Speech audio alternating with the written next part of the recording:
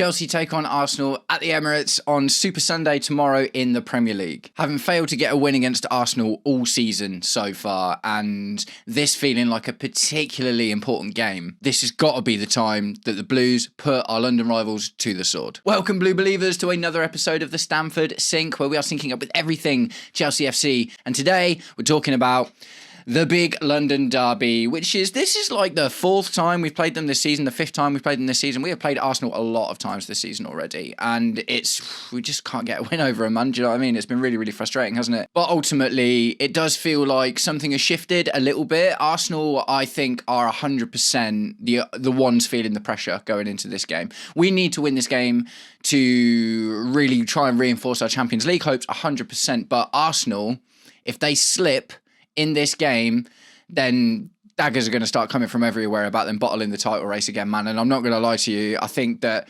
in itself should be enough to give Chelsea the impetus to go out and get something out of this game. But guys, before we properly get into it, if you are enjoying the content and would like to see more, please do me the distinct honour of liking and sharing the video, subscribe to the channel, or just roast me in the comments, whatever gets you through your day. Right, so obviously Arsenal had a pretty big win against Tottenham in their last game out, didn't they? But everybody beats Tottenham. I think if you look over the last 12 games in the Premier League, Tottenham are hands down the absolute worst team. And the really important result to me is the Wolves one, right? Wolves got something out of that game. They showed that Arsenal aren't quite as robust as everyone thinks they are. And with enough team spirit, right? And with enough fight and passion and those intangible things that aren't just always about the tactics, Arsenal can be got at. And I think that's the result that I'm kind of focusing on, in thinking we can get something out of this game, rather than the fact that they've just pasted Tottenham 4-0 or 4-1 or whatever it was, because everyone is pasting Tottenham, let's be completely honest. So in terms of our own Champions League hopes,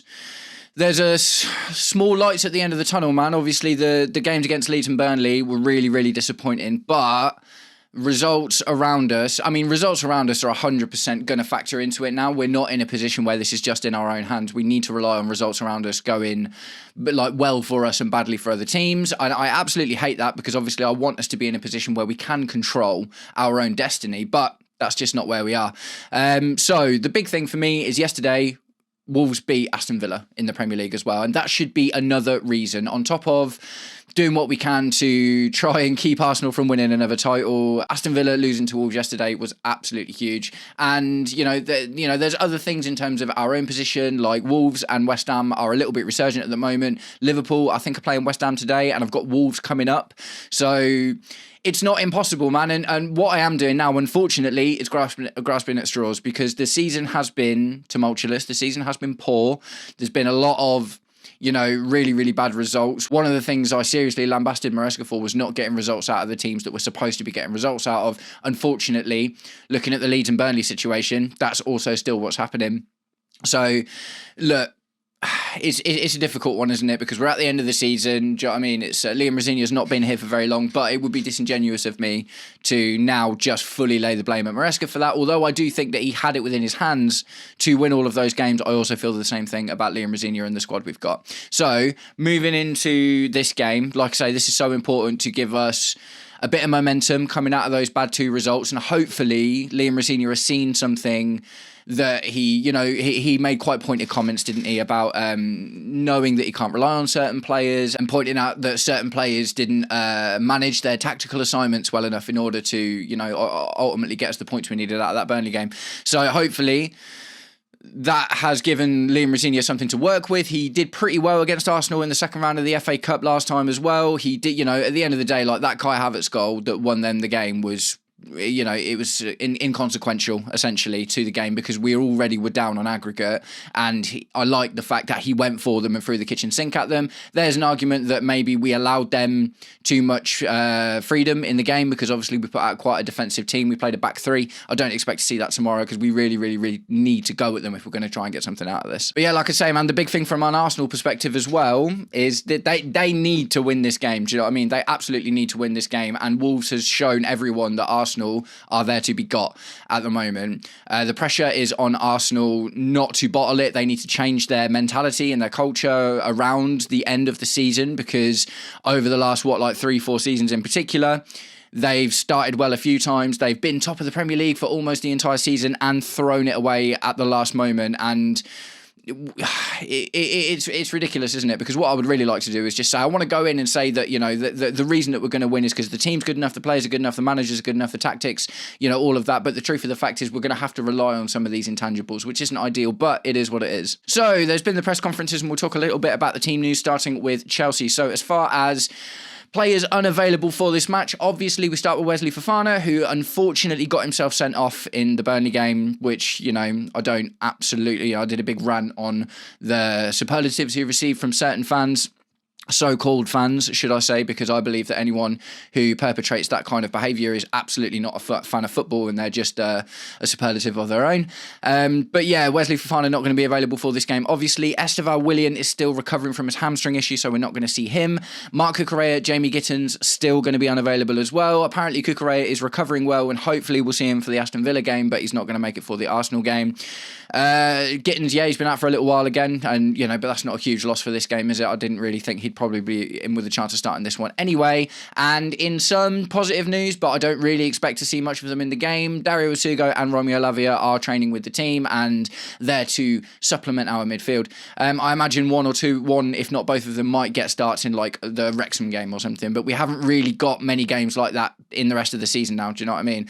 As far as Arsenal team news goes, it's a lot of question marks, really. The only player that is definitely going to be out is Mikel Merino, but Bukayo Saka limped off the Tottenham game, and there is generally hope that he's going to be fit and okay for this game. Ben White and Kai Havertz are also being assessed. Kai Havertz expected to be back in training for Arsenal today, but even so, those two players in particular aren't necessarily players that it's like, wicked, they're not going to be there. Do you know what I mean? Arsenal have got a pretty stocked team when it comes down to it. In particular, players that I do expect to see and will be feeling good coming out of the Tottenham game are Eberiche Eze and Victor Gyökeres, both of whom have had actually quite difficult seasons, but seem to be finding some form towards the back end of the season. So, there's the question from Arsenal's perspective is it Eze or is it Ødegaard? Like, after the Tottenham game, you'd have to suppose it'd be Eze, but I guess we'll have to wait and see. But either way, there's no one going to be missing from the Arsenal team that's kind of like a boon for us. Do you know what I mean? It's definitely going to be, they're going to go out with a really strong team, and we're going to have to do whatever we can in order to get the result. So with that said, let's get into my predicted lineup from Chelsea. I haven't done one of these in a while, but this is a big game, man. This is a big game, and I am thinking about getting back into these things in general. Guys, if you like these match previews and you like the starting 11 thing, let me know in the comments and I'll get back into doing them. I've just been sort of the impression that, it's not necessarily what you guys want to see, but ultimately I will be led by you. If you like the match previews and you like the predicted 11s, then let me know in the comments and I will get back into doing them on a regular basis. So here's the graphic. You haven't seen it in a while, but this is the starting 11 I have predicted for the Arsenal-Chelsea game. Obviously, Robert Sanchez starts in goal. Robert Sanchez, I think, probably has a shout for player of the season so far. Like, it's been such a weird, tumultuous season, depending on the continued form of João Pedro, to be honest. If João Pedro hits 17, 18 goals across all competitions, gets us a bit further in the Champions League, gives us a decent FA Cup run, and gets us into the Champions League spots, then he's probably going to be in with a shout at the moment. But if we had to pick player of the season right now, I think it's arguable, not 100% arguable, that Robert Sanchez could get that. Left back, I'm going to go for Yoro Hato. I think Gusto did himself a bit of a disservice with that no-look pass, man. I mean, the thing is, it's only one thing. Do you know what I mean? It's really easy to say to Gusto, don't do no-look passes, especially when you're playing as a left-back. Do you know what I mean? But it showed immaturity, which I guess is kind of the issue, really. It's like we desperately needed to win that game. Doing a no-look pass for that cross wasn't even a good idea. Do you know what I mean? It wasn't like, I'm going to throw this guy off. He was literally like, the defender was literally right next to him and nothing was going to change. So it was just a silly moment from Gusto.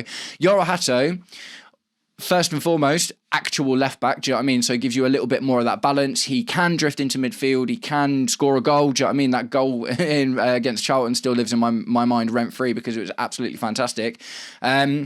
And I think that this would be, he needs to be the backup option to Cucurella, man, at the end of the day, doesn't he? And maybe Gusto was given a shot against Burnley, but, Yoro Hato has been coming quite a lot since Liam Rosenior took over, even when Mark Cucurella was fit. So I expect and hope that Yoro Hato is given an opportunity to start this game against Arsenal. Centre-back pairing, would liked it to have been Wesley Fofana, but it's not going to be, obviously, because he got sent off in the Burnley game. So I'm going with the centre-back pairing of Trevor Chalobah and Mamadou Sarr. Trevor Chalobah speaks for himself. He is our most played centre-back this season. The majority of centre-back pairings that we've had this season have contained him. It has been very much like, who do we put with Trevor Chalobah?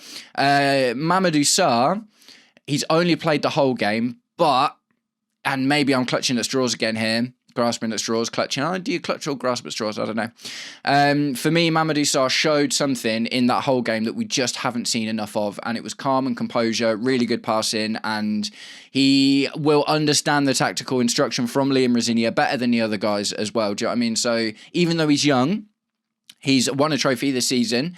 He has played for 18 months in the first team from the age of 18 in Strasbourg in France. He's, and this is a massive ask, 100%. But when I really just think about the options, do I want to see Badiashile there over Mamadou Sarr? Absolutely not. Do I want to see Tosin? Absolutely not. Do you know what I mean? Josh Achiampong has had some absolutely unbelievable games, but I just think in terms of experience, Mamadou Sarr's got him beat out at the moment. So it is one of those, man. It's a lot of pressure to put on a young player like Mamadou Sarr, and this would only be his second game in a Chelsea shirt. Third game, he did come in on the end of the Burnley game, but he was one of 6 centre-backs on the pitch, so it was a bit nuts, really, wasn't it? So yeah, for me, Mamadou Sarr seems like the actual safe option, which might be a little bit weird, but that's how I feel about it. Obviously, at right back, we have Reece James. There's some Chelsea fans have been quite unhappy with Reece James getting taken off at the end of the Burnley game. Liam Rosinia has kind of defended, saying if I see any sort of fatigue at all from Reece James, he's coming off. I need him, in the Arsenal game, and he's not wrong in terms of football's crazy. Anything, it was like there was like 4 to 6 minutes or something left in the game when Reece James got taken off, and anything can happen in those minutes, especially if you're already seeing an indication that Reece James wasn't feeling at his best. But at the end of the day, tactically wise, do you know what I mean? He's more likely to get a goal than the other centre-backs were. So I do understand the argument there. And it was a shame to see him come off when he could have, been a part of putting that game to bed. But against Arsenal this season, Reece James generally been I think he had one game where he was kind of off it, but for the most part, Reece James has been really, really important for our team for these big games, and he's our leader, he's our captain. We absolutely need him on the pitch, and he's fit and ready. Do you know what I mean? Liam Rosinia said he's absolutely fine. He's going to play, so that's all good. Moving into the midfield, I've gone for a deeper pairing of Moises Caicedo and Andre Santos, because as of right now, they are just they fit Liam Rosinia's tactical instruction really, really well. Moises Caicedo is a little bit of a worry in general because he's got 5 games, roughly, to try and avoid getting 2 yellow cards. And because tomorrow is such a big event, I could see him at least almost definitely getting 1 yellow card tomorrow. Do you know what I mean? But Moises Caicedo on his day is easily one of our 3 best players. Do you know what I mean? Our 3 best players at the moment, I would argue, are João Pedro, Moises Caicedo, and Reece James. And Moises Caicedo is going to, if we are going to get a result out of tomorrow, it is going to be with Moises Caicedo on the pitch. It would be really difficult to do it without him. Andre Santos, I've seen a little bit, a couple of rumours that Andre Santos was potentially the player that was at fault for the, as far as not following his tactical assignment, as Liam Rosinia said. But at the end of the day, the numbers just kind of speak for themselves in terms of how many minutes he's played since Rosinia came in. He obviously knows the tactical instruction really well. The thing with Andre Santos as well is, like, we've changed our tactics a bit in terms of, instead of our back 3 being comprised of 2 centre-backs and 1 of the full-backs, now it is very much the full-backs are bombing on a little bit more, and Andre Santos often drops in between the 2 centre-backs who split. So he understands that tactical instruction really well. He can also be good for a goal or an assist or a creative moment as well, and he's just been really good. He's been really, really good since Rosinia took over, and to be honest, even in the Callum McFarlane games, do you know what I mean? You already saw what a difference he can make to the team. Really, really good player, and it makes our midfield a lot more solid. I do like having Enzo Fernandez in the deeper midfield, but ultimately that works at its best when we've got a really, really solid defence, haven't we? And with Mamadou Sarr, for me, expecting Mamadou Sarr to come in tomorrow, I would imagine that we need to shore up our midfield a little bit more. Do you know what I mean? In the number 10, Enzo Fernandez, it's a bit of a weird one, isn't it, with Enzo Fernandez, but I just think it's not even as much as, like, I think he's better than Cole Palmer there. I just think that, as we'll get into, you can see already on the graphic, the wingers I've chosen. I think with our wing situation, it makes our team look stronger when we put Enzo in the 10 to allow these other guys to be out on the wing, especially without Esteval William being involved. If Esteval William was available, then maybe we'd be seeing something different. I'm not 100% sure. But Enzo Fernandez is good for a big goal in a big game at the end of the day. Do you know what I mean? That comeback, that goal that he scored against West Ham when, obviously we were 2-0 down and he scored the winner. Absolutely unbelievable. He's got fight. He's got leadership qualities as well, and it's always good to have more leaders on the pitch. Do you know what I mean? If having Reece James in the defence and Enzo Fernandez kind of, a bit further upfield with that leadership quality as well is a really, really good thing. He still doesn't exactly knit the play together like I would like to see from a player of his, kind of positional standing, but at the same time, his numbers are good, man. 11 goals, 5 assists this season. That's a really good return for what ultimately is generally a deeper midfielder. He's obviously now one of the stalwarts. Do you know what I mean? He's been with us for a few years. He's like 24, definitely older, experienced head. And he can drift out wide as well, which is something he's been doing a little bit under Liam Rosenior, and to allow other players, for instance, Pedro Neto, who we're going to talk about in a second, when he scored his hat-trick the other day, he kind of did it from the 10. So we are in a position now where Enzo Fernandez can drift out to the left a little bit, and maybe Pedro Neto can get involved in that 10, and we can kind of start, seeing players swap and change and stuff to make the team unpredictable. So yeah, Enzo Fernandez to me makes sense, and I expect to see him in the 10. Left wing, because I just mentioned him already, Pedro Neto. Pedro Neto's got a lot of stick this season. I have been quite staunch in my defence of him. I think Pedro Neto is having one of the better seasons. Not the best, he's not up there with the best players in the league, but when you think about Bukayo Saka and Mo Salah, and he's kind of ahead of those guys at the moment. And then even when you think about players like Phil Foden for Man City, who's had a really good season, he's not a million miles away from him either. He's had games where he's looked like he's gone missing. He's had games where he hasn't looked at his best, and he's been frustrating to watch. But at the moment, right now, for me, inarguably, our best team has him in it. When you think about the other options, Jamie Gitten's obviously not available. Alejandro Garnacho, everyone's just kind of sick of the sight of him now because he just can't beat his man and he keeps getting bullied. Esteval not being available. It just makes sense to have Pedro Neto on the pitch, doesn't it? On the left, at least for this one, because he's got that pace as well. And then we'll move over to the right. It's Cole Palmer.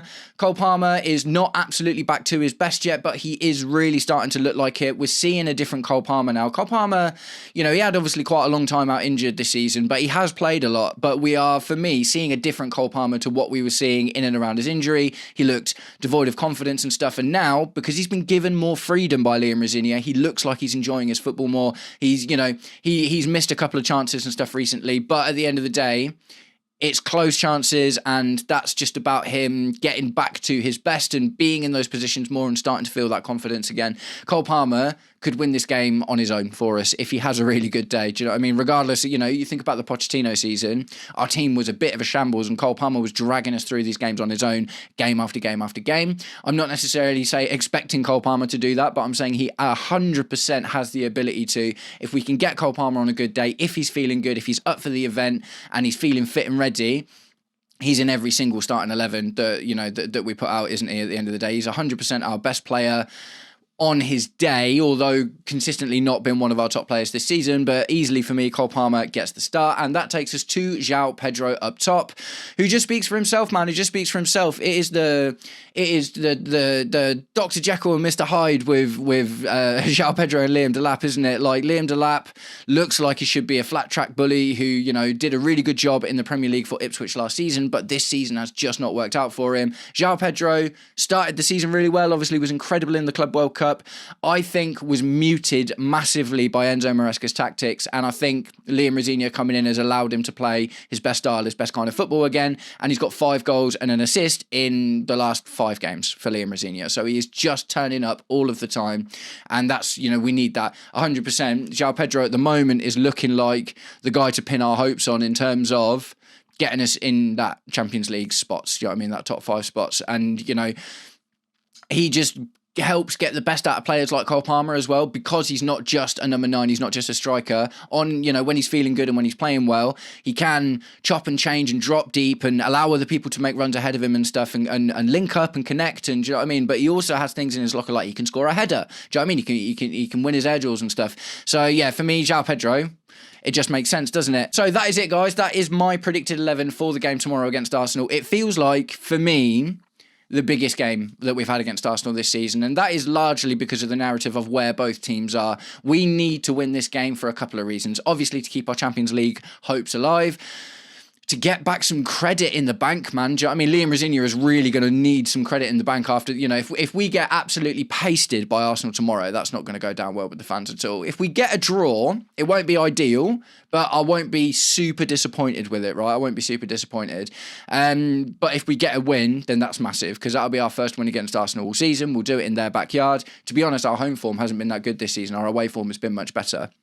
So, yeah, it's really important from that respect. And from the Arsenal perspective, like I say, you know, I mentioned it at the beginning, obviously they are on rocky waters at the moment, aren't they? They are on a slippery precipice, which, you know, every point dropped is a dent to their title challenge at the moment. And if we can't get there ourselves, stopping Arsenal from winning the league is a real, you know, thing to aim for, as far as I'm concerned. Like, nobody wants Arsenal to win the league, especially, you know, it would be even more beautiful, wouldn't it? Just because they have been in front for so long this season, so the narrative would be absolutely fantastic. You know, I predicted City to win it at the start of the season as well, so to be completely honest, that is what I want to see. I want to see City, regardless of all of the stuff that's going on with them at the moment, the team and the manager are not having their best season, and they are still nipping at Arsenal's heels. And for me, really, that tells you that although Arsenal have had a really strong season, they're not having, in terms of your average Premier League winning team, they're not as strong as they look like, I think. Like I say, if Man City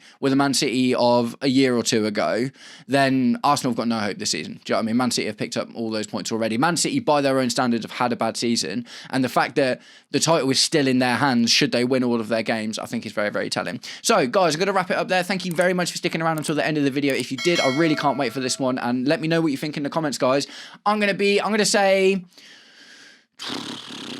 it a prediction. I'm thinking. I'm going to say, why not? I'm just going to say 2-1. That's like the average sort of prediction, isn't it? I'm going to say 2-1. I would expect Arsenal to get a goal, but I'm really hoping the likes of João Pedro and Cole Palmer can really turn up tomorrow. Nice one, guys. I hope you all have an absolutely wicked day, and I'll catch up with you very, very soon. Take it easy.